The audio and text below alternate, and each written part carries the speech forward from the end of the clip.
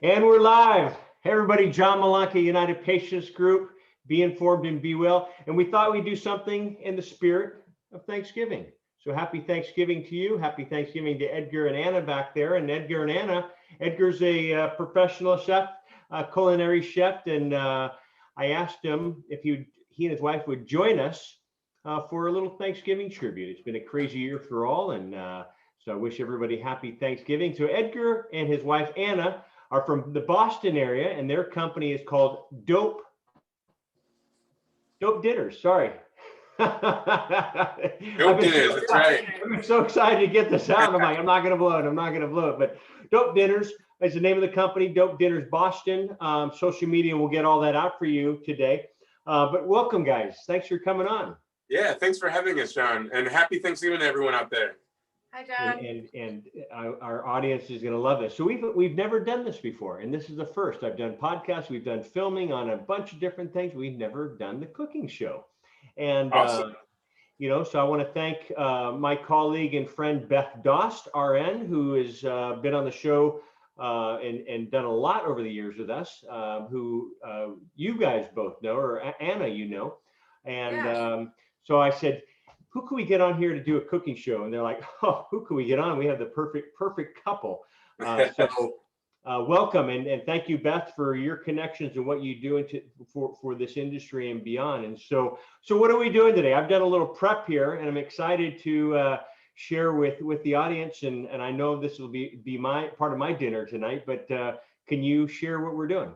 Yeah, absolutely. So we're doing so we're here in New England. So we're doing a classic butternut squash soup, or a butternut squash bisque, because we're going to use a little bit of cream. So it is going to be vegetarian, but it won't be dairy free, unfortunately. But we can make it dairy free, so we can talk about that later. But yeah, we have roasted butternut squash, and I'll show this to you all. So yeah, roasted butternut squash with some onion, and then seasoned with cumin and coriander and black pepper. And so we'll put the ingredients for you, our listeners, as well. And this recipe is for serving 4 to 6 or 4 people, 2 to 4. This recipe is for serving 2 to 4 people. Okay. It's a quick, it's a quick recipe to just get done at home. If you're in a rush to get a hearty soup. But you don't want to take all day to cook it. It should take roughly 90 minutes to cook. But it's a quick, easy, or I shouldn't say it's so quick, but it's nice and easy to do that. You don't have to like pay attention too much to it. So a couple steps, but it gets right to the point, and it's hearty and delicious, and it goes really good with the grilled cheese too, if you're craving something else to go along with it as well. I love it. Well, let's get going here. I started on due to the power of cooking shows, and I've watched many of them online and on TV. I did a couple steps ahead of time for our listeners so we can get this going. But absolutely, let me grab my pan here, and I'll do a pre. And so what I like doing is putting on a parchment paper. You can do it directly on your cooking sheet. What do you recommend being a chef? I'm a home chef. Yeah, parchment paper is the way to go. I keep some in my drawer down here. Parchment paper, also known as Logan wrap. You can use or just for this one I just did straight onto the sheet tray. As long as you're willing to do the hard work to scrub the sheet tray when you're done, it can easily just go straight on there as well. No problem with that. You just have to be willing. Is there an upside or a downside to parchment paper? Because I know there's an upside downside to tinfoil. Is that the case? Yeah, so to parchment paper, the upside is easy cleaning, but depending on how long you're roasting something and how oily or fatty whatever it is that you're roasting, it could stick to the pan, and it could be a pain in the ass to get off. So but I mean, really, and then also, is there a top and bottom? Is there one are they both the same? They're both the same. Okay. It's just sometimes some folks would flip it over if it comes on a roll. I like to try to get the ones that come out of a rectangle box. Yep. I may have some in here. It comes out more like a tissue box.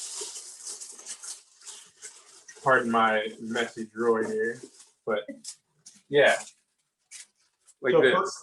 Gotcha. Okay. Yeah, I have, mine was on the roll and I put that on there, and so we start off with butternut squash. You can do it the hard way, the easy way. You can purchase them already cubed. And we're Correct. saying, Edgar, about a pound is what your recipe calls for, correct? Yeah, because you want a nice a pound. Once it's cooked down, it's gonna once it's roasted, the water content will roast out of the squash itself, so they'll shrink. So a pound is actually going to lend itself to like a nice hearty puree to keep the soup nice and thick. Okay. And if you wanted to stretch it and possibly feed more than 4, you just have to add a little bit more veg stock and maybe some more cream. Okay. And that'll kind of stretch it a little longer. But it's mainly for the nice thickness to keep it nice and hearty and rich. So I'm going to do step 1, and I know you're already at step 2, and I have a step 2 already, but I'm going to do this for our listeners. So basically, what we're doing, what Edgar is recommending, is getting about a pound. I did a little more because I'm feeding a little more, spreading it across here. When you said in your recipe, Edgar, you have yellow onion, but it says cut into quarters. Is it cut into quarters into cubes, or is it cutting into quarters, literally into quarter of the action? Literally into quarters. Okay. Yeah. Just cut it in 4 pieces. It's a rough chop. Just because it's going to roast in the oven. Yep. For quite some time. So you want the onion to essentially bake while it's roasting, so that the sweetness and the juices of the onion kind of base themselves. So just a rough chop, pretty much a rough chop on everything. If you do get the butternut squash that's not pre-packaged and pre-diced, okay, you do have a whole squash. You could actually just cut the whole squash in half, throw it in the oven, and then scoop out the middle once it's nicely roasted. But so yeah, this is your quarter cut. Yes. Okay, so you cutting the quarter, and you do this with what your recipe calls. Is it doing 2 onions or 1? 2 onions. 2 onions. Well, if they're that big, yeah, maybe 1, and then you could actually, the quarters that you have, you can cut those in half. So then maybe cut them into, I guess, 8s at that point. Gotcha. Just so that they roast nicely all the way through. If your onions are that big, I had when I started this product today, I had medium-sized onions. So I used like 3 of those, and I was able to cut them in quarters nicely. If we were in Texas, I'd say things are bigger in Texas, but they're California. So, okay, so we'll do that. And I mean, the colors of the fall right now are just beautiful. I love butternut squash too. So when you came up with this recipe, I was like, okay, you're speaking my language here. Yeah. I mean, well, this is, we're in New England, so this is how we really enjoy our fall. Is the fall bounty, all the lovely squashes, the different heirloom squashes that we get. We recently did a beautiful squash soup with a honey nut squash, which is basically a baby butternut squash. Okay. But they're like, super sweet and kind of like almost dessert-like. So you can actually roast them in the oven whole, cut them in half and put some whipped cream or ice cream and drizzle some maple syrup or hit it with some sugar. But that's for another show. Okay. This is and it's okay just having it like this, or would you cut it? Yeah, honestly, you could leave it. You don't have to break them apart. Really? Once they roast in the oven, like they'll start to cook. So I left some of mine intact, like this. Okay. I don't know if you can see that. Yep. So that way, while some of the rings roasted, but it started to like essentially bake.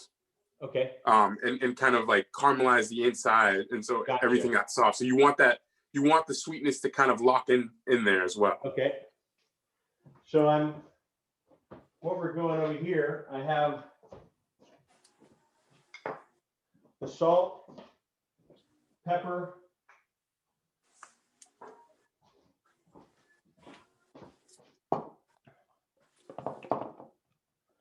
And so I'm a big fan of coarse salt. And is that what you're recommending as well?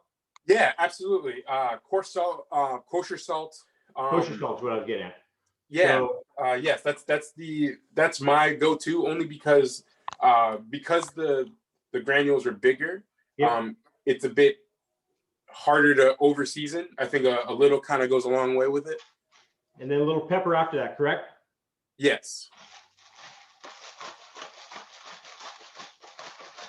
So a little. So I like to use I like to I love the fresh ground pepper. I actually use a mortar and pestle for mine. You know what? And I have one here, and it's somewhere in my kitchen. But yeah, like I said, I'm a home chef, man. I'm a wannabe chef. So when you said you wanted to come on, I was like, come on, bring it on. All right. The pumpkin seeds as well. And so pumpkin seeds, are we putting those on? No, so we're gonna the pumpkin seeds are actually gonna be for a garnish. Garnish, okay. So yeah, that's gonna be like part of the crispy topping that kind of rounds the entire dish out. So with those, I actually toasted those. Just toasted them in a pan, normal. Beautiful. And then you know, they're nicely toasted, and then you know, season them with a little bit of salt as they're toasting, just so that the salt adheres to the seeds themselves. Okay. Yeah, and they're a nice healthy snack. You can, you know, put it on your yogurt. You can just eat them. I love as them. is. Love them. Yeah. Coriander mixed on here as well. Yes. I'm a fan of coriander. And then you said cumin as well, right? Yeah. And I didn't have cumin, but I did have a little. And you can put whatever you want. And I'm someone who likes to cook whatever you have in the kitchen. I end up putting a tiny little dash of curry powder on there. That works because there's cumin and coriander in there already as well. Yeah. Okay. Yeah. So, so actually, I'll talk about why I use cumin and coriander. Please. So I like to have just like a mix of cumin and coriander already, like in a deli. And the reason I use it is because it's a nostalgic flavor for me. I'm from the Caribbean. Okay. Yeah. So you know, so cumin and coriander is kind of like the base for a lot of different Caribbean flavors, as well as a lot of like East Asian flavors or East Indian flavors. So there's a lot of like East Indian influence in the Caribbean. So that's why we use a lot of cumin and coriander, cilantro, you know, a lot of those like super herbaceous herbs. And I like to add that in the food that I make, because then it reminds people like, yes, I'm using the ingredients that are from here, but I want to let you know where I'm from too. So I want to, you know, add a little spice. Beautiful. Yeah. And if you haven't seen Edgar's website or actually Instagram page, you'll see some of his work, his completed work, which is Dope Dinners Boston, and on Instagram, and you'll see his whole mixture of what he's done. Yeah. How did you get into cooking? So one time while we get into that story, let me get this, and I'll get this in the oven and take it to the next thing. So salt, pepper, coriander. What I use is a little chili powder, curry powder, excuse me, or cumin, which you were talking about. Yeah. What am I missing here? And I was going to go next with, there's my curry powder, excuse me. I knew I had it. All right. And then what I have medicated olive oil. Absolutely. And so you're saying 3 tablespoons or 3 teaspoons? So just to season them all, because you have a lot of vegetable there, I would go with 3 tablespoons, just to like, you know, be able to coat everything nicely. Okay. So you can either do this on the sheet tray, or you can actually do it in a bowl. It really depends on your preference, but you're just gonna, you know, sprinkle the oil, the medicated oil in there, and then kind of like toss everything in the sheet tray, and then toss it in the oven. That way, all the seasoning can adhere to all the vegetables that are on the sheet tray. So yeah, that's the way I like to cook. I'm going to get my hands in there. I'm going to go 4 tablespoons because it's been a stressful year. and Yeah, we're doing Thanksgiving absolutely. this year. So, And then, we're gonna go with a little bit on top too. So make sure you have some to garnish with as well. Gotcha. Okay, so I have everything listed here. My hands are clean, and I'm going to mix, correct? Absolutely. Okay. Mix away. Mix away. So again, how did you get into cooking? Yeah, so got into cooking. One time so everyone in my family cooks, is a great cook. Yeah. And Did you learn from mom or grandmother? Well, grandmother. So Yeah. I wanted to fry my own egg one time, and I didn't want to I didn't want to keep asking my grandma to do it or my mom to do it. So one time I just asked my grandma, and she showed me, and ever since then it's just been I've just been cooking. Yeah, I also grew up watching the Food Network a lot. I watched the Travel Channel a lot. So always watched shows with like Andrew Zimmern and Anthony Bourdain and Samantha Brown, and was always really into travel and leisure and hospitality in general. Same. So I think that's why I've always been always been something that it's always been a part of my life. Also growing up, my dad has been in the hospitality industry my entire life. So and I mentioned before, I'm from the Caribbean. I'm actually from St. Martin. St. Martin is known as the culinary jewel of the Caribbean. So it's another reason, cooking is everywhere down there. So it's another reason that, I think it's in my blood kind of thing. It's funny. Either you have customer service in your blood or, I'm also, I was in college, and I worked in restaurants and waited tables, and I love cooking, and it's in your blood. It's definitely in your blood, like you said. So I want to continue hearing your story, but I'm going to do this in segments here. So everything's mixed together. I'm putting it in the oven. Is it a fluke that it's 420 on the oven temperature, or is that normal? Absolutely. Yeah, 420. Okay. And if you have a convection oven, so an oven with a fan, it's actually even better, because you'll get the nice caramelized. You'll get that nice caramelized roasted, color that you want. That's going to be flavor. But if you don't, then 420 for roughly, I did 42 minutes, or I said 42 minutes. But you can do, basically roast them high and hard so that they caramelize, and they cook all the way through, because they're also going to cook more once they get into the pot. So gotcha. So I'm going to put this in the other oven, Edgar, and it's already set for 420. So keep talking. I'm right here. Absolutely. Yeah. So the reason you want to roast these at a high temp is so that we can kind of develop what's called a Maillard crust, or a Maillard reaction. So that's when food gets starts to caramelize, essentially, and that caramelization just adds more flavor. Typically, I love doing this on a grill. It's kind of cold outside today, so we didn't do the grill. Yeah. But I love charring these vegetables on the grill first, and then getting them into the pot, and then cooking them down. That charred grill flavor really adds a lot of adds a big depth of flavor, actually. So I love that. So how did I do here? Perfect, actually. So this was really good. I took the head because of time. I've already put this in there for 42 to 45 minutes. I haven't tasted yet, but how they taste? Great, and the seasoning I could just awesome. Is wonderful. The onions, the seasoning. You know what I did in the first round? What's that? I actually accidentally toasted the. That's not a bad idea. Okay. That's a good thing about cooking. You can make mistakes and go from there. Yeah. So actually, I'll explain what you just did. So in Mexico, they do that a lot. They'll toast the seeds, or they'll cook the seeds or roast them with the vegetables, and kind of make a stew, and that's how that's how moles are made, essentially. So I love mole. Yeah. So you're basically making. It's not the full mole experience, but you could call it a mole de calabaza.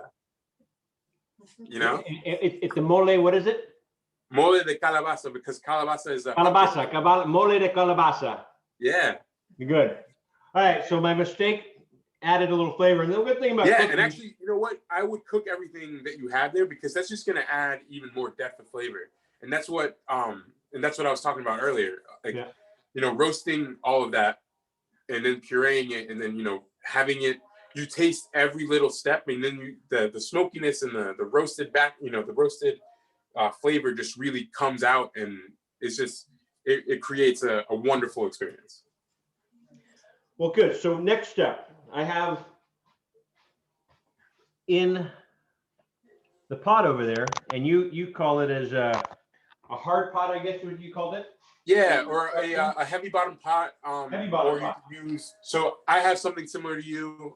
It's like a Le Creuset.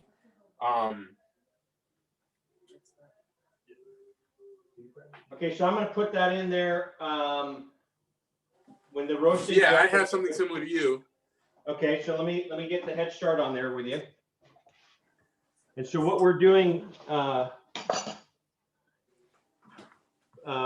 for when you're following us, this is the roasted portion of it, and I'm going to add that to the heavy bottom, correct? The heavy bottom pan.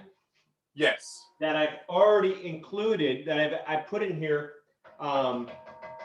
either chicken stock, vegetable stock, and you're doing what, about a quart and a half? Yes, quart and a half, roughly 6 cups. Okay. So I'm going to add it right into the simmering stock that's there. And I like to make my stock at home. You could totally buy it. It's very, you know, you can purchase it anywhere. But it's also very easy to make. So if you do have that heavy cast iron pot that you're using, if you have something like that at home, you can, you know, just for my vegetable stock, I use carrots, onion, and celery. So I'll just, you know, cut them small and kind of roast them in the pan with a little bit of olive oil, and then add my water once I get some color. Okay. And then kind of season it with bay leaves and again the cumin and coriander, but I won't toast it. I'll just put it in there whole, and then a little bit of black peppercorn as well, and then strain it after about an hour, and then you have your homemade vegetable stock. Beautiful. And then you can bay leaves. Yes. Sorry. If you have dry bay leaves, dry bay leaves. So 2 or 1? Yeah, I would go with 2 for dry bay leaves, and if you had a fresh one, I would just go with 1 fresh one. And heavy cream. Actually, and also you could also use a cannabis leaf if you have the opportunity to have access to them. If you do have like trimmings, you can use that as flavoring as a bay leaf would. You just have to pull it out before you puree it. Okay. But right now, so I'm putting, how much heavy cream do I put in here? So we're going to do about I believe a cup and a third, I think. Actually, you know what? I just said a 1 3/4 cup, I think what you said, right? 1 3/4 cup. So 1 3/4 cup, and add the heavy cream in here.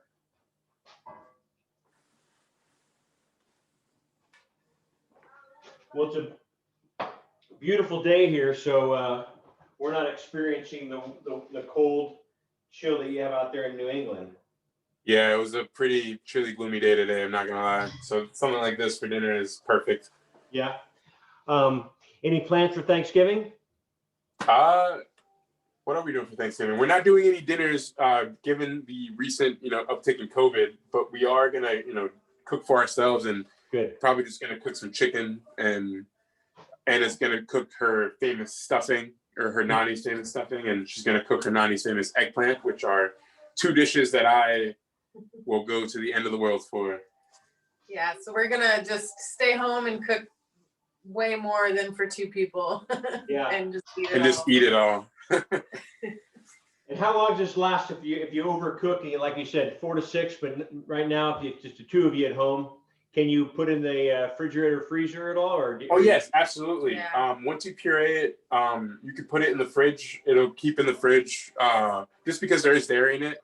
I would, be aware that it might go bad after about 2 weeks in the fridge, but okay, it'll probably be in the freezes fridge it freezes perfectly and it defrosts really nicely. cool. Yeah. So I'm looking at. So we're pretty much keeping that simmering in that pot there for 20 minutes, correct? Correct. And then the maple agradulce, which is we want to talk about that, and I'm going to get a little head start. So that's about 10 minutes on that as well. Absolutely. So while the vegetables are simmering with your stock and cream mixture, and kind of cooking even more, you just get a small saucepan. Saucepan, is this okay? Yeah, absolutely. So I was going to say something like this. Yeah, perfect. Gotcha. And so what I've done here for our followers, that is 1 cup of maple syrup that I've added in here. And I put on the saucepan at low heat, correct, is what I've done? Yes, low heat. Super low heat, because you don't want it to kind of overcook on you and kind of turn into caramel. It's eventually going to turn into a caramel, but you don't want it to do that before you add all your other ingredients. Okay. And so we're going to do this for about 10 minutes. And so I'm have this on low heat, and I've diced up some shallots already, but we're going to do, you're adding, it's pretty interesting when I read your ingredients here, shallots, lemon, Thai chili sauce, your favorite will do. Cook on low heat until the syrup begins to bubble and reduce for 10 minutes. Remove from heat and strain. And then you were talking about save and use the cooked shallot and chili. It kind of turns into a jam, is what you're saying, right? That you can use. Yeah, absolutely. So you can use that jam on like cheese if you want to. If you want to do a cheese board. Okay. During the holidays, especially, you can. It's a tasty jam that you can put on brie or on any kind of cheese, really. It goes good on any kind of charcuterie as well. Okay. It's like a nice sweet and savory, spicy. It's like sweet, sour, spicy, salty. Kind of hits all the umami flavors that you want. So I love it. I'm back on the pumpkin seeds. I love pumpkin seeds. Yeah. So I have the maple syrup going, and then this is shallots that I've already prepared that I've cut up and are diced up and chopped up into small pieces, and just pour that right in there. Yep, just pour it right in there. Okay. Yep, all of it right in. What was the other flavor in there? I know I saw lemon in there. Some lemon juice and some lemon zest. Thai chili sauce. I love a little spice and kick too. So how much would you recommend with this? Yeah, so for the Thai chili sauce, I would go. So it's a cup of maple syrup. So I would go with, let's say, 2 tablespoons. 2 tablespoons. I think that's what I had written in the recipe, but if not, I can change that. Really also depends on how spicy you want it too. I go with 2 tablespoons to start. Thai chili sauce does have some sweetness as well, so it's not entirely spicy. And so I have the shallots where I added the lemon. That was my next question for you. So I have lemon and lemon zest. How much lemon would you recommend me putting in? Yeah, so I would go with the zest of 1 lemon. Zest of 1 lemon. Yep. So I would zest it first before you. Yeah. So I would zest it right in the pot. Okay. Yep. But make sure you don't zest the sticker, right? Yes, correct. Make sure you don't zest the sticker. Or your finger. Or your finger. Or my finger. Okay. And so when you say zest, is it the whole lemon? I mean, literally going around? Yes, correct. Try not to get the pith. None of the white. Just the yellow. Okay. It's already smelling delicious here, by the way. Oh, awesome. Good. Yeah, it is here too. And then when you say lemon, how much lemon am I putting in? So for the agradulce, we'll do half of a lemon. Half a lemon. And you can use the same lemon that you just zested. I usually do my lemon like this. Perfect. Or do you use the strainer? So half a lemon, correct? Correct.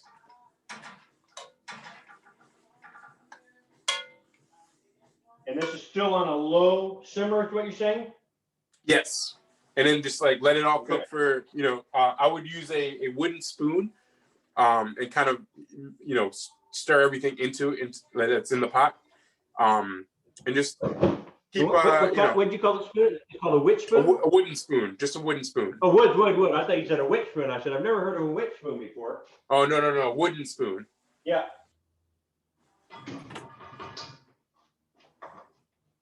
So Or any spoon will do, but a wooden spoon. I like using a wooden spoon whenever I'm cooking with sugar, just because it makes the cleanup a bit easier. Yep. Okay. So and that will kind of go for about 10 minutes and kind of turn into consistency of a jam, is what you're saying, correct? Well, it'll turn into the consistency of like a syrup, so it'll be like perfect. that. If you can see my squeeze bottle. Yep. And once you strain it, or something I like to do is everything that you had in that pot. If anyone has like an immersion blender at home or a stick blender, while it's in the pot, if you blend it in, it'll turn into this like really jammy consistency, and then strain that, and that's whatever's left over is what you want to use for cheese boards, and that'll be the jam. But the syrup is what'll be the agradulce. Gotcha. And then also as an ending of this, or in addition to this, we're making a chai almond coconut CBD infused drink or cocktail, right? Yeah, we like to call them mocktails or elixirs, actually. So I've got one Gotcha. here. And so, and what is that there? So yeah, so this is I like to make my own chai mix. Okay. But you can use your favorite chai, that you like from the store. So what I have, and again, I probably went the quick way, which is the chai in the packs like this. Does that work? Yeah, that works perfectly.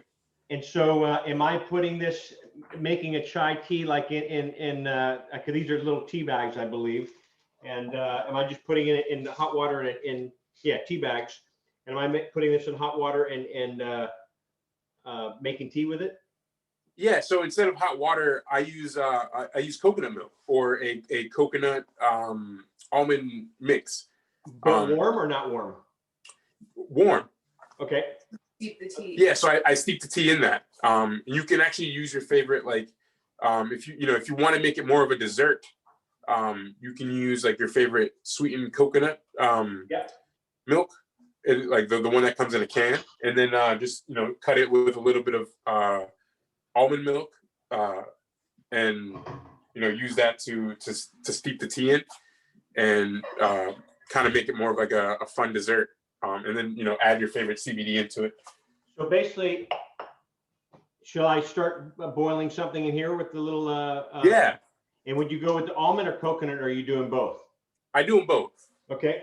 And just for folks, the coconut might be a bit lumpy. Yeah.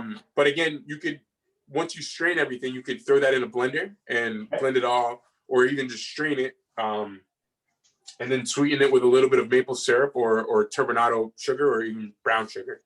So you can even add brown sugar in there, and kind of sweeten it up if you want, because it won't be too sweet off the top when you first try it, but once you add a little bit of sugar or add a little bit of maple syrup, it'll be delicious. So right now we have, let me see how I can do this here.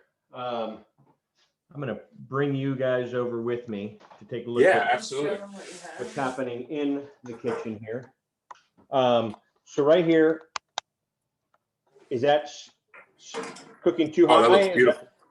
Is it okay? That looks great. And the same Even thing in over a here. similar is it- blue pan. Yeah.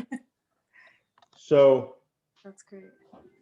Should we show them I just want to be a good student from the world-class Travel Channel, Cooking Channel, Chef Hunt. Well, not yet. I'm hoping to get there one day. Well, don't forget us. You started here on United Patients Group. Yeah, there we go. But yeah, just for folks there to you go. see, Look, it's mine even in a looks, blue mine looks pot, very, like yours. very similar.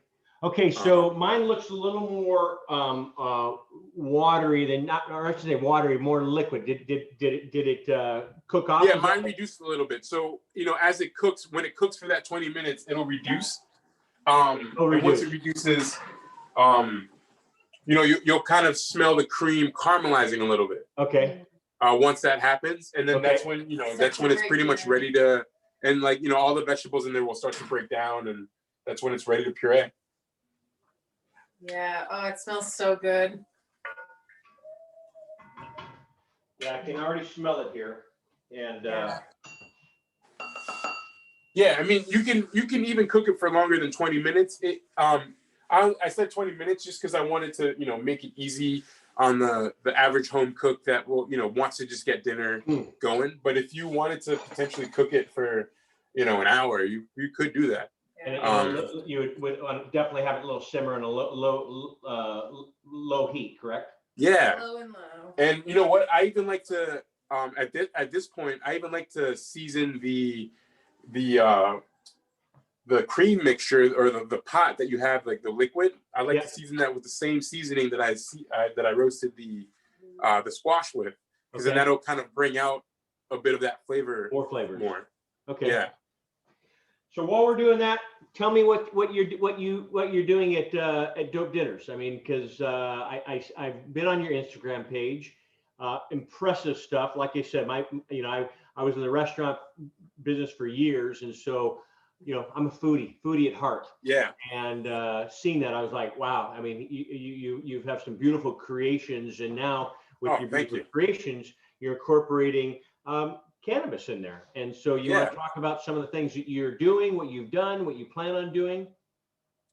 Yeah, I mean, primarily we've just been doing, I guess, on-site dinners for small groups of folks. We've been doing a lot of takeout. People will, kind of email us and want like a custom menu, and we design that menu so that it's able to be translated in a takeout way. Yeah. So we've been really good at being able to navigate COVID, especially during these unprecedented times, because we've been doing a lot of parties and things like that. So I'll let Anna talk about a lot more of what we've been doing. Yeah, I mean so Dope Dinner started.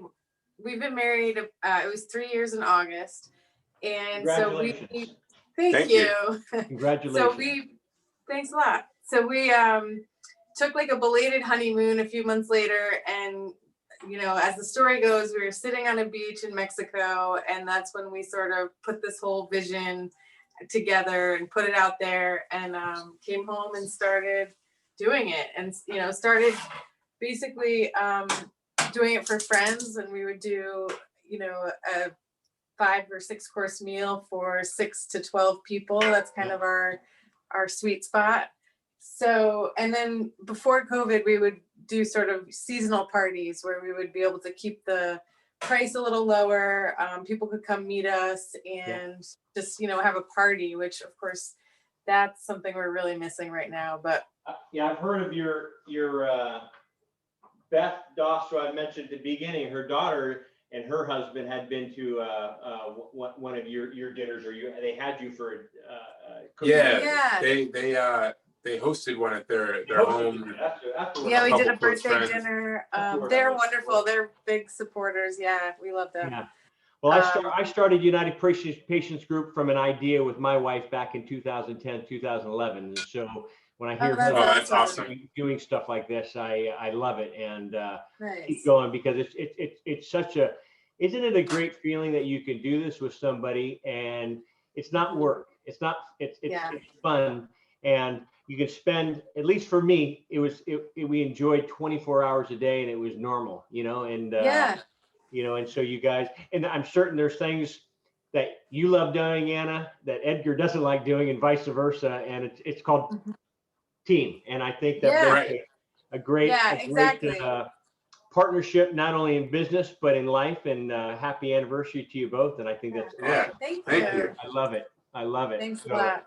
beautiful couple. Yeah, you're right. Our Great skills smile. have. Thank you. Our skill sets have really complemented each other well. My background is more in event planning, in the sort of fundraising world, galas and that kind of thing. And then I'm just from a big Italian family where, you know, big dinners at home, multi-course dinners are just, you know, a normal. That's me. Yeah. So This is- it works. I come from a big Italian family, and this is my secret: garlic. There you go. Oh, yeah. And when I didn't see any garlic, I'm like, come on, I cook garlic with everything, Edgar. And I'm like, okay, I'll follow his lead.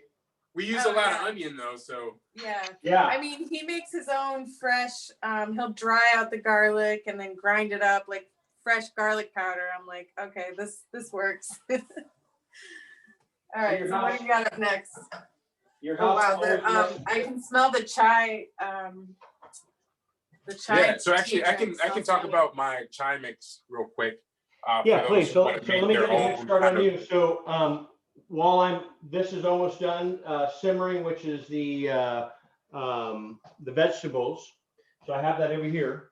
And then All on right. this one here, I'm cooking with the maple syrup and everything else like that as well. And How so is let's that all looking? start Is that bubbling a little bit? the maple syrup is it's bubbling. Perfect. Okay. Awesome. Okay. So how much do you know? Do you have a timer? Do you have time left on it? Do you know? You could potentially cook it for a little longer, but all right. Perfect. We're about 8 minutes and 22 seconds. All right, awesome.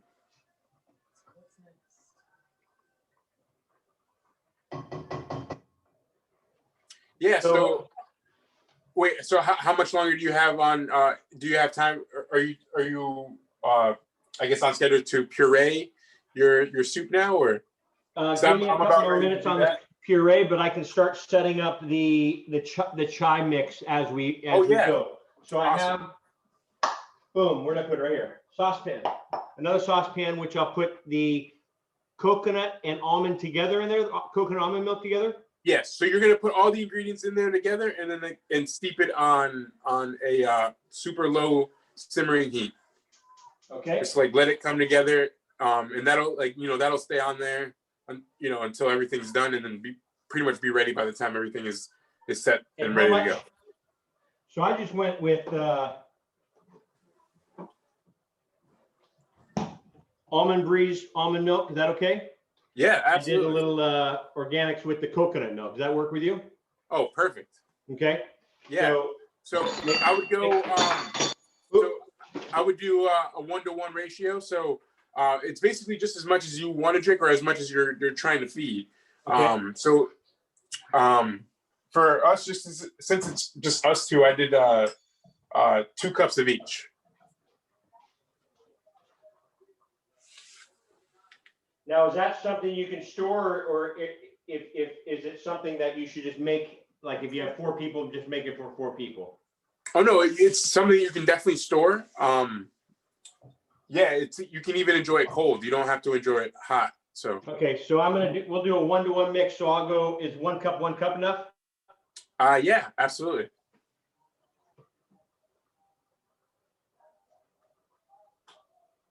So 1 cup, and for our real chef that know about ounces, that's 8 ounces. Right. And that was, and the only reason I know that because it says it right here. Other than that, I've been using Siri all day. How many pints in a quart? How many quarts? So there's my 1-to-1 ratio of almond milk to coconut milk. Perfect. And what else was I adding in there, Edgar? So I did. You can add a cinnamon stick if you have it, and then your favorite chai mix. But I actually made my own like chai mix instead of using a bag. You can use your own, your favorite bag that you like, and just add a cinnamon stick and some turmeric in there just for extra flavor. Okay. And then So obviously your favorite CBD. So I have a ground cinnamon, so I don't have a cinnamon stick. That's fine. Just a couple sprinkles in there. Okay, and then what was the other thing you said? So I Stick. used turmeric. Turmeric. Okay. Yeah, just because that also gives it some color. Yep. And then I also used allspice. Okay. And I used a little bit of clove. And clove. Okay. But these are, the spices that I use to make my own chai mix. I also use cardamom pods in there. Not everyone has a lot of those ingredients, but just so happens I do. So I like to make a lot of my own things that I can. I like to try to make. Okay. Yeah, you can even throw in some anise seeds if you have in there, some anise star. I love that too. Yeah. Yeah. It smells yummy. And then sweeten it with maple syrup or brown sugar. I love maple syrup, so I can add that to the thing as well. Yeah, you can season it. Yeah, you can sweeten it with that. As little or as much as you want, really. And if you wanted to make this like a warm winter alcoholic beverage, kind of like a toddy of some sort. A little hot toddy, you can actually put rum in this, and it's almost like a painkiller toddy, if you will. Oh, there you go. Hey, what would you call it? So if you put rum in it in this mocktail, or then it becomes a cocktail, obviously, but you call it a painkiller toddy. Painkiller toddy. Yeah. Painkiller toddy. Okay. I just made that up on the spot. Good, I like it. Painkillertoddy.com. How about that? Yeah. All right. Okay, so I have, and then when do you put your favorite CBD in there? Afterwards or while it's cooking? Afterwards. Gotcha. Okay. Yeah. And so, boy, I can smell all these flavors right now. I can smell the cinnamon. I added a little more cinnamon than I wanted, but it's okay. Yeah. That's all Okay. right. Yeah. You can always add a little bit more milk to kind of dilute it. But honestly, with it'll pair very well with the flavors of the soup once once it's all said and done. So I mean, I think it like smells like autumn in New England in here. Yeah. Delicious. Are you sure that's not the cannabis? that too. That too. Okay, so Edgar, I have my vegetables. They're simmering. It's been about 20 minutes.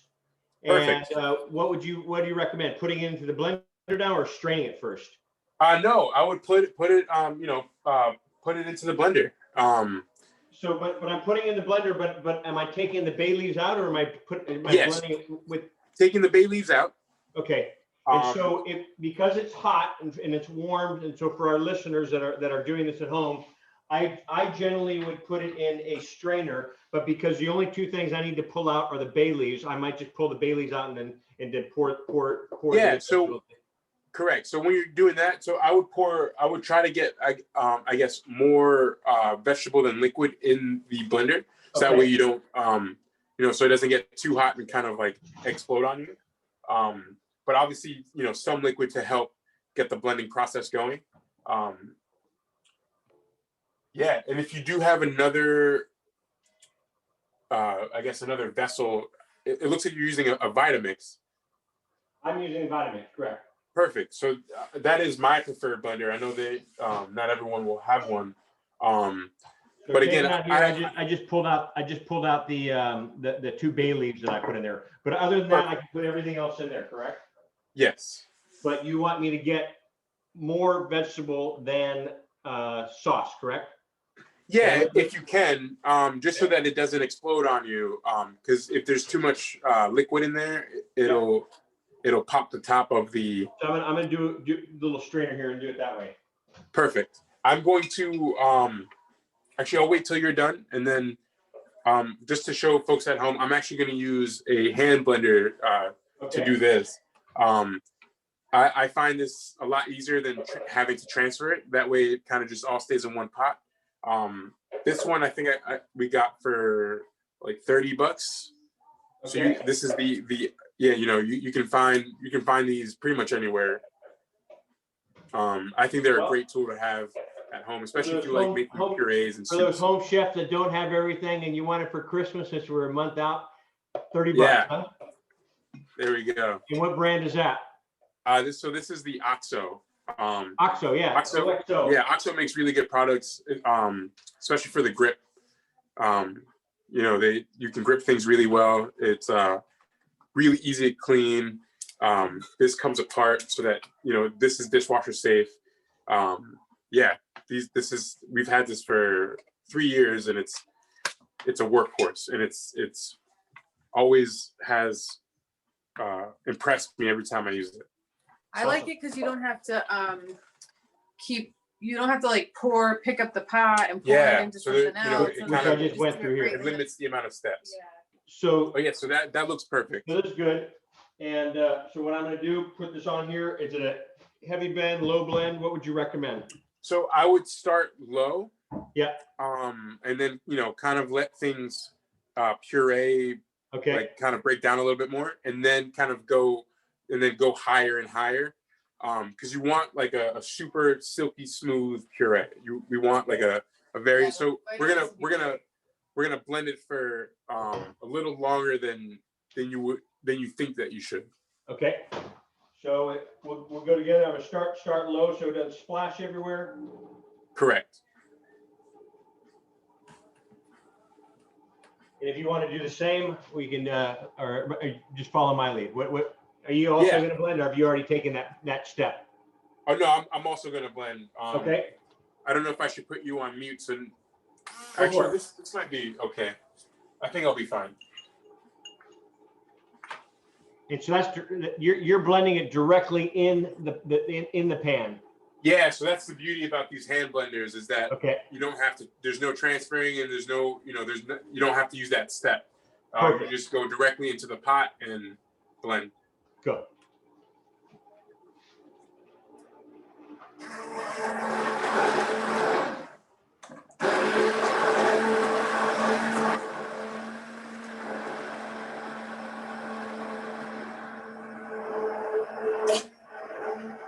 So please be careful because it is warm if you're blending, so you don't want any splashes on you for anybody that's following us at home. Yes.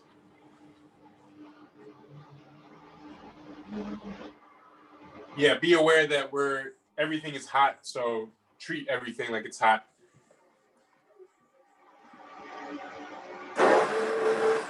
So yeah, like I said, always start low and then from there kind of pick up the speed. So that way we can get a cohesive, smooth puree and very silky and sexy, as we like to say.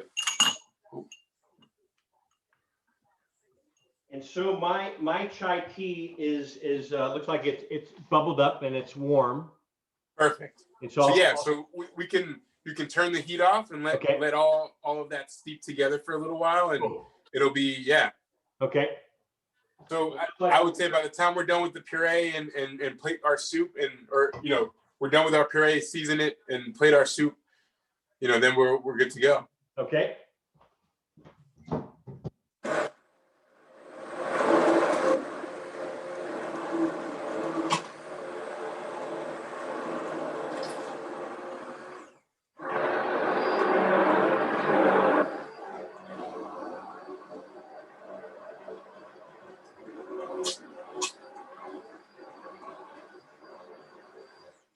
So I also got to say, when you use the hand blender, it's nice to move the blender around the pot. That way you can get, everything that even got stuck onto the sides. You can try to get it all blended up, because all of that is flavor. So you want all of that. What are you drinking there? I'm drinking nice Cabernet from California. Oh, wonderful. And I thought it'd go well with Thanksgiving dinner and what I'm preparing as well. So absolutely. So we should crack some wine. I recently just grabbed this. I believe this is Austrian. I don't know if you've had this. Bring it closer to the camera. I think the light. Bright. Yeah, I'll issue PEP, PEPP. Yeah. And it's an Austrian wine. Yes. Here, try that lighting. I don't know how to pronounce the grape variety, but it's a Nieders Roast Turek. Nieders, yeah, I don't. I think that's I will show. Nieders roast. I see the back there. Yes. Yeah, it's delicious. Looks like a little Andy Warhol picture. Yeah. Yeah. But yeah, I'll have a glass with you. That way you're not drinking alone. I There you toast go. you. So what Only right. are we doing with that with the maple? Are we adding that into the soup at the end? Oh, no, so that the maple's actually just going to be a garnish on top of the soup. Okay. Yeah. So mine has not really solidified to jam yet, but I can. Yeah. No. So it's actually we don't want it to solidify to jam necessarily. We want it to have that maple syrup consistency. What's going to turn to jam is going to be or I guess once the onions, like once the shallots cook down all the way, that's going to be your jam essentially. Gotcha. Okay, I'm following you. I'm following you. So I'm one of those chefs that clean as I go. What about you? With all of that, I'm sorry. I said I'm one of those chefs that clean as I go. Are you one of those chefs as well? Absolutely. Yeah. So yeah, no, we try to between Anna and I, we're good at tag teaming and cleaning up, as we go, especially when we're doing our on-site services. We're a dynamic duo, I gotta say. So with laws changing here in the U.S. when it comes to cannabis, what made you get into this? Had you always cooked with cannabis as a main ingredient?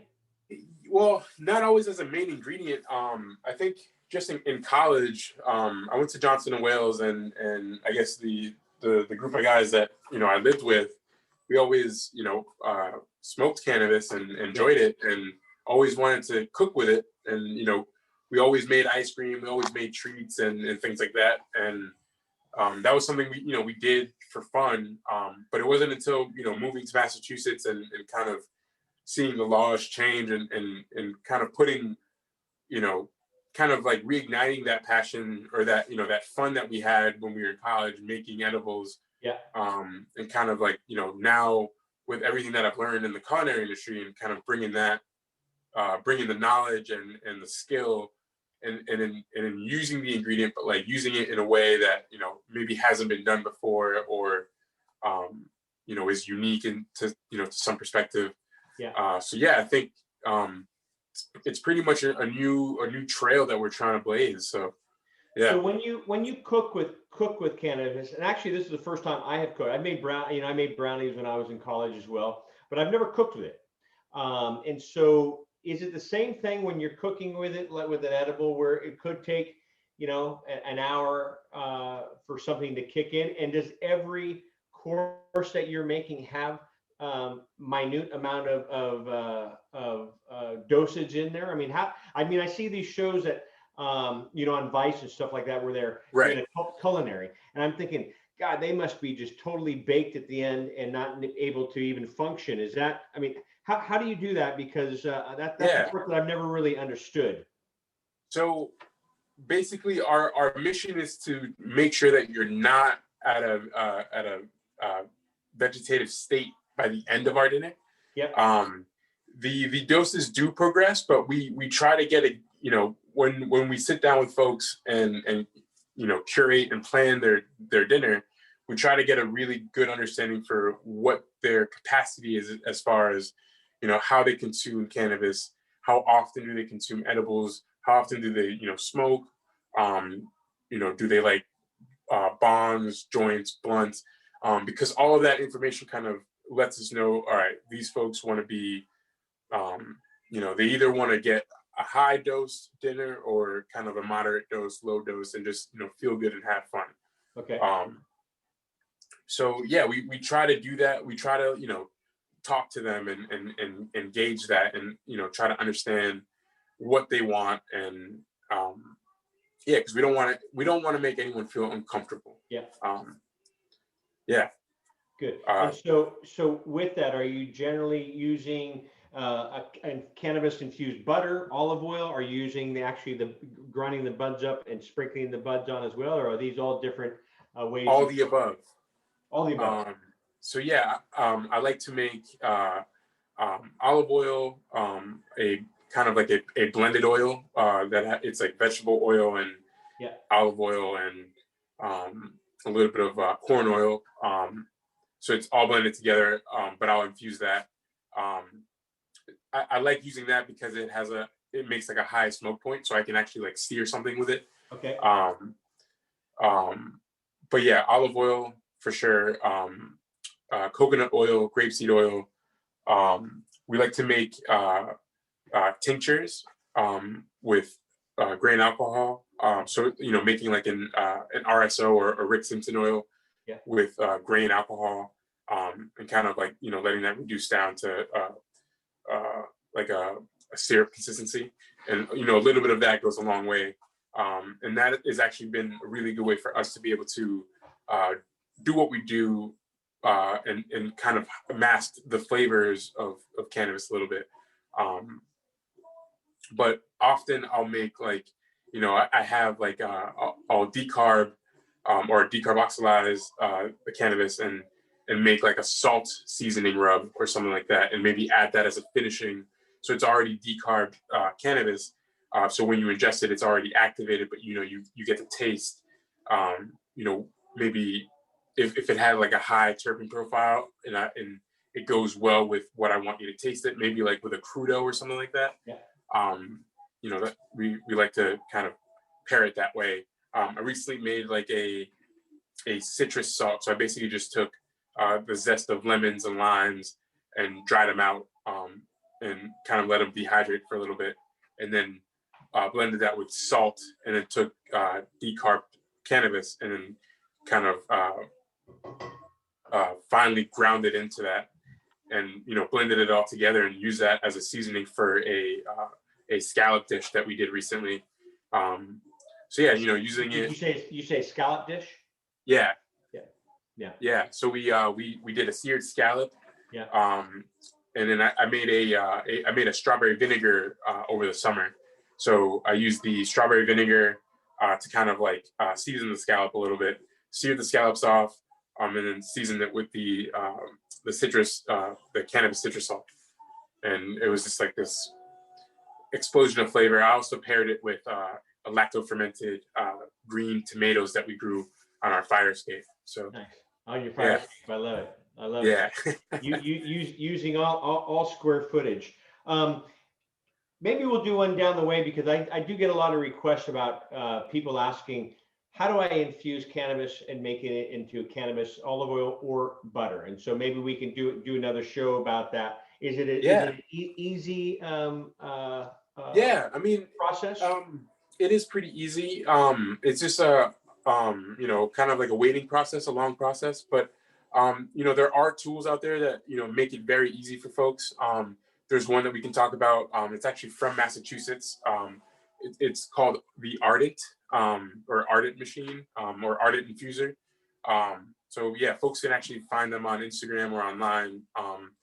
So it's spelled ARDENT, I think. So their product is great. We actually haven't used their product, but we've heard really, really good things about it. Yeah. So actually, maybe we can, talk to them and we can get something going. Use their product. Maybe next show. Yeah. Maybe they'll donate a couple of those products for us. So we'll come on the show and go that way too. And the best part is they are local. They're Massachusetts, women-owned, local small business. So Even better. So Edgar, what's the next step here? So I have the soup blended and it's a puree. All right.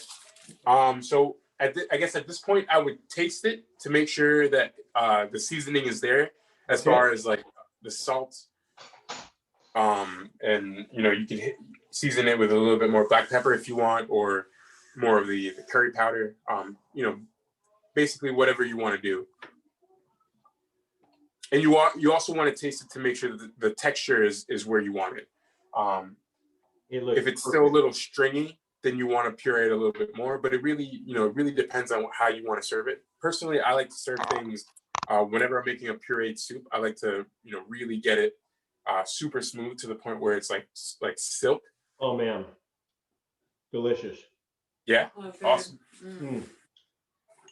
To me, it's perfect. So is this like a serve and go type of thing? Yeah. So now that it's pureed, I'm gonna puree mine a little bit more. I'm gonna do mine a little bit more just to get it to the texture that I want. But I'll plate it and show you all what it should look like. Wow, I mean that's delicious. Oh, good. Wait till you have it with the toppings. Yeah, huh?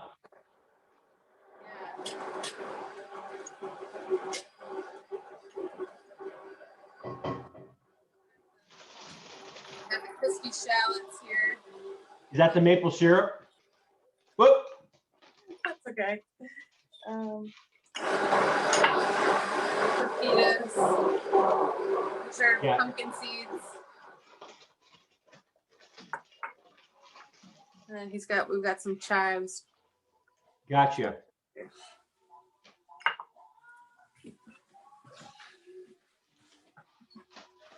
Yeah. So you can take your favorite bowl. So I have that Yeah. Yeah, that's gonna be pretty. and just serve, huh? And just serve.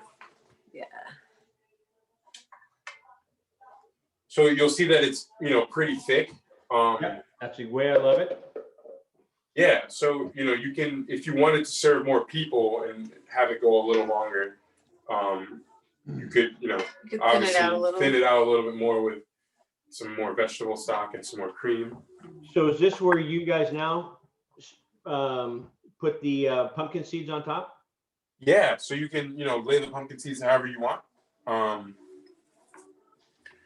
Some of the maple agradulce, and then It looks like it's missing a little garnish. What am I missing? Are you putting something on there to make it a little green? I didn't have the chives like you mentioned, Anna.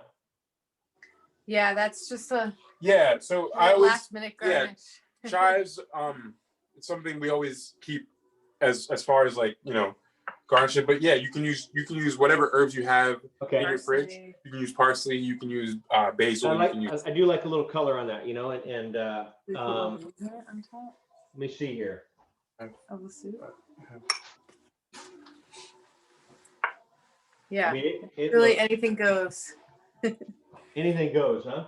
Anything goes. I'll tell you what. So what order would you do it in? And then, So Sue, yeah, do you sprinkle a little oil on top, a little olive oil in there as well?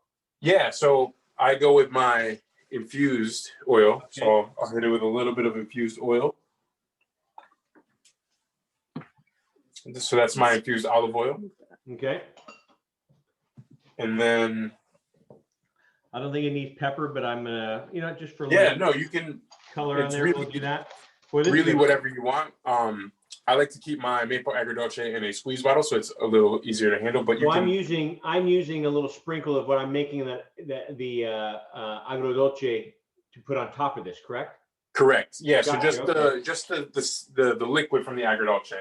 Okay, so I'm gonna, and then for our guests at home which are following this, please be careful that it is Yes, because it's going to be very hot.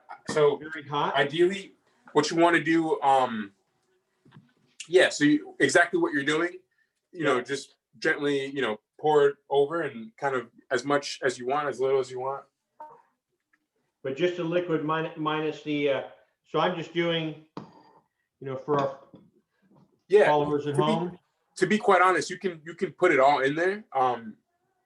I was just saying that if you don't want to, put that, if you reserve, whatever's cooked in there, you can use that later on other things, and it's a really good condiment on different things. Beautiful. And then for the folks at home, I have my own chili oil. So if you have chili oil, or if some kind of hot sauce or something like that, we like a little spice, so we like to use chili oil or something like that. So I'll put a little bit of that on there as well. That's a little Caribbean in you, huh? Yeah, exactly. Gotta have a little spice.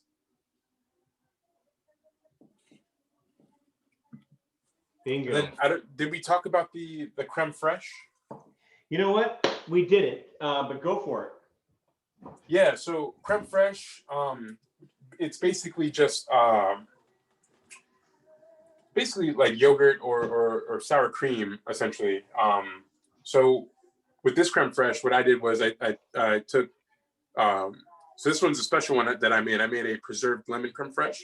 Beautiful. But if you don't have preserved lemons at home, you can just take you can just take some lemon juice and some lemon zest, some sour cream. And that's what I did. I was at my grocery store today, and they didn't have the creme fraiche, but I do have the sour cream. Yeah, so sour cream works just as well. A little bit of olive oil in there.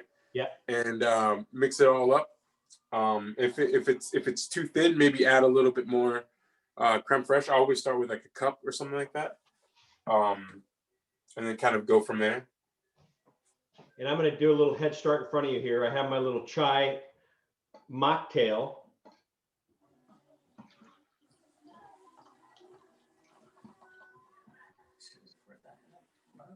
Yeah. Mm-hmm.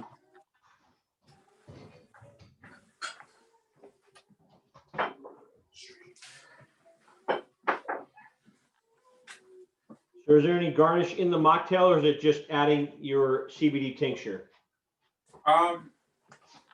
You can add your CBD tincture as well as maybe garnish with a cinnamon stick if you have. I don't have a cinnamon stick, but I did put the thing in there, the cinnamon powder.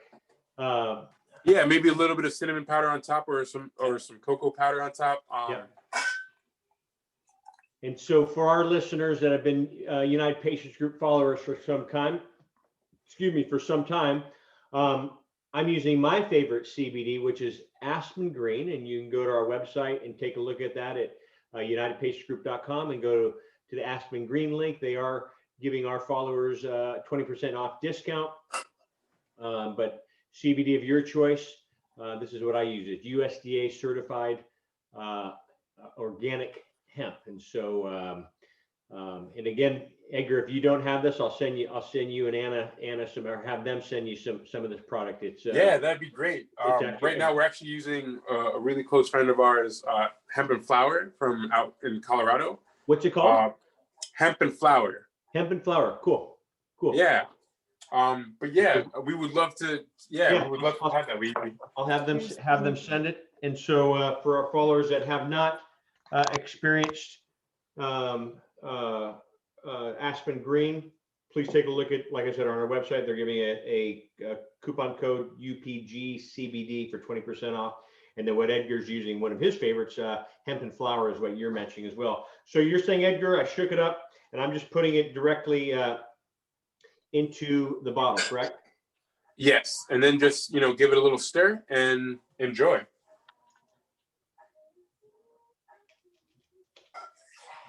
So what do you recommend me doing first? The soup or the mocktail? I would try the mocktail. Have you tried it yet? I haven't tried the mocktail. So What do it's you still think? a little warm. Okay. Which, I guess because it's been simmering. Right. So yeah, so you could either serve it. Wow. We also put Delicious. honey in it. Yeah. So if you want it, if you think it's not sweet enough, No, it's we actually perfect. put our own medicated honey in it as well. You could do some more maple Classic syrup whiskey all day or long. yeah. So this is what our soup looks like. Wow. And here, I'll give you a shot of mine. Perfect. That looks great. Nice. Oh yeah. I told you, I'm a good student. I'm the home chef like you, or home chef taking lessons from you guys. So Yeah. You got to get a bite there with everything in there. so here we go. First bite. All right. All right. You want to grab some spoons? I'll grab some spoons. Wow. How is it? Delicious. Really delicious. And I'm not just saying that. It's actually delicious. There you go. That's awesome. All right. I love butternut squash. I love when you guys, out of all the recipes that you guys could have chosen, I Mhm. mean, you said, hey, we decided, after brainstorming, we're going to go with this. And I was like, oh, you're speaking my language. Oh, nice. Mm. Mm. Wow. And the pumpkin seeds Yeah. really add a nice flavor to it as well. Yeah. Mhm. Wow. The maple agradulce is like, Yeah. Do you get the maple agradulce in there at all? Mm. um, This is Yeah, something. Oh, and I forgot the best part. Oh yeah. there you go. Pane I know, and bread. Yeah, we got some too. There you go. Perfect. Rip away and dig Rip in. and dip. Rip and dip is right. Mm. I'm gonna keep going here. Wow, guys. Mm. I'm not just saying that. This is delicious. Holy moly, I have chills. It's that good. Oh, good. I'm so glad. Well, I'm a cheers. fan of Andy Zimmern, of course, Anthony Yep. Bourdain, Miss Brown, and I've only seen Andrew Zimmer spit out 2 items in his life. Yeah. One was horchata, which is normally sweet, but he had it down in South America. And he goes, "This is the original horchata." He goes, "I can't drink it. I can't do it." The other one was over in I think in Taiwan or Hong Kong, and he was having fermented tofu. Oh yeah. I can't do it. I can't do it. Yeah. So, I think I saw that one. but this is absolutely delicious, and I can't thank you guys enough. Mm. Thank you for doing this. Coming on and sharing your passion for cooking, sharing your knowledge, but your love for each other, and making this a great Thanksgiving. And I cannot thank you both enough for coming on. And Yeah. Thank you. Thank you for having us. Cheers. This was fun. This was a lot of We fun. have- Can't wait for the next one. The Yeah. Hunts, Anna and Edgar Hunt, out of Thank you. Boston, Massachusetts, with Dope Dinners. You can find them on Dope Dinners Boston on Instagram. And your website, guys, is it dopedinners.com or what is it? Well, we're currently building it. So Yeah. So Stay right now tuned it's for it. just, you can find us on Instagram, and then we've got an email, dopedinnersboston@gmail.com. So you can shoot us an email, ask us any questions you've got.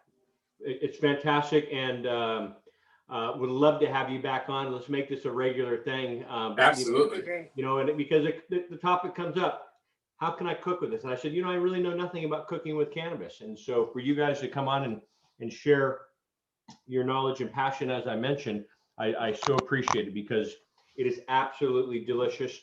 And I will put the menu down, the recipe down for everyone to follow as well. And as you saw, this was step by step. The only portion that I stopped was waiting 45 minutes as I did a pre-cooked or baked, I should say, the vegetables. Other than that, we've done everything in real time. And Yeah. I'm gonna take another bite before we take off, All right. but delicious. All right. So Anna and Edgar, Dope Dinners Boston. You can find them on Instagram. And if you have any questions, they would love to share their menu with them or share their recipes with you. Absolutely. Please have them over for dinner. You guys do take out in the Boston area, but when we all get back to normal, hopefully this isn't our new normal. You'll have Edgar and Anna over to your house preparing for you, private parties, weddings, whatever. But Absolutely. I thank you, and I wish everybody a warm and happy Thanksgiving. Absolutely. You're able to be with family. Maybe we've turned into a Zoom society where everyone, I know this is going to happen in the Malanka family. We didn't have we're not having our big Malanka celebration. And so it's going to be a smaller one this year, but I'll definitely share this recipe with the family, and God bless you both. And thank you so much. And I appreciate you coming on the show. All right. All right. Everybody, Thank this you is so John much. Here, Malanka. here. Happy, All right. exactly. Have a happy Cheers. Thanksgiving, and Happy Thanksgiving. Happy Thanksgiving. and enjoy, and we'll see you soon. Everybody, All right. All right. Cheers. cheers to you. So see you soon. Bye-bye. Hi, John.